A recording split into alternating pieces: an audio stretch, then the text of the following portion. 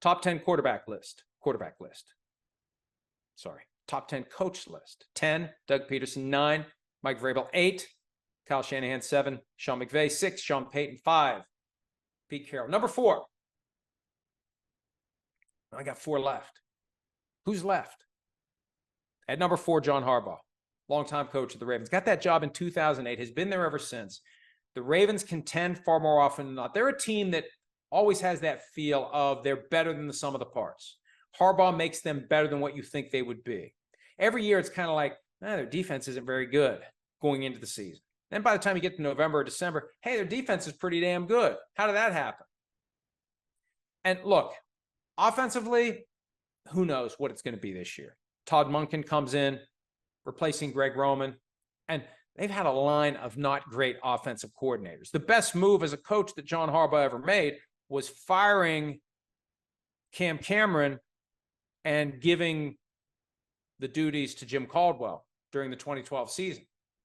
That happened December-ish of 2012, and they won the Super Bowl that year. But they've had some not great offensive coordinators, and now they've got Todd Monken, whose job is to pivot more toward a passing game, and we'll see what happens. But Harbaugh always seems to motivate his players. He's got that combination of old school, new school. He's got a very old school approach, but it feels, even now, 15 years in, it feels fresh. It feels viable.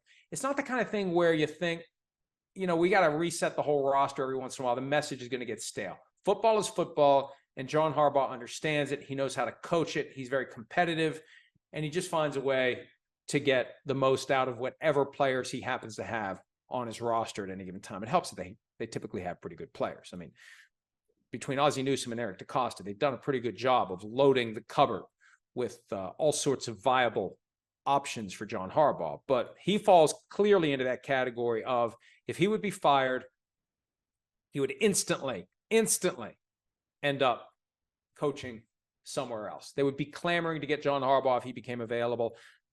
And, the guy who comes in at number 3, number 2, number 1, we'll find out. You'll find out. You probably have an idea of who the 3 are that are left. The question is, in what order am I putting 1, 2, and 3? So Harbaugh comes in at 4. Harbaugh deserves to be number 4.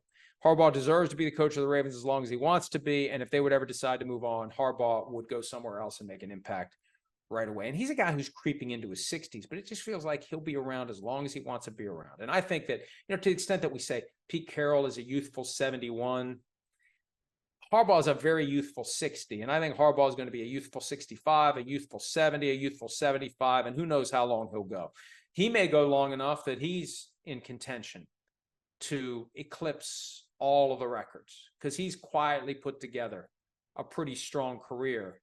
And when you talk about longevity, and like, he never seems, he can get angry. You got to have that element where there's going to be things that piss you off, but he never seems to be worn down by it. He seems to be invigorated by it. He welcomes it. It's his lifestyle. He thrives on it. Hey, when are you going to retire? Retire from what? This is my life. This is what I do. And it's, Bill Belichick is the same way, but Belichick seems pissed off all the time. Harbaugh is a guy who's a lifer, and he's going to keep going. And he just got that, there's an effervescence to him. And I know that at times he can get pissy, and you got to have that card that you play from time to time. And they say he's every bit as intense as his brother Jim. He just does a better job of keeping it under wraps.